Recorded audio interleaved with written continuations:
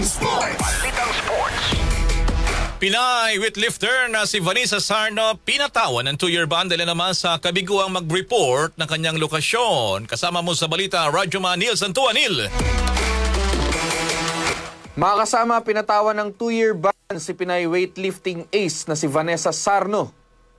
Ito'y dahil sa paglabag sa whereabout rules ng International Weightlifting Federation. Ayon sa International Testing Agency, 3 beses na hindi nagsumite ng tamang kinaroroonan si Sarno sa loob ng 12 buwan na itinuturing na anti-doping violation. Tinanggap naman niya ang parusa ng walang apela.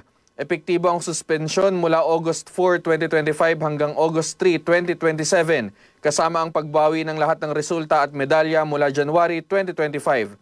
Dahil dito, laglag si Sarno sa SEA Games sa Disyembre at posibleng maapektuhan ang tsansa sa susunod na Asian Games. Para sa ating RMN Sports, Radyo Maniel Santua Tatak, RMN.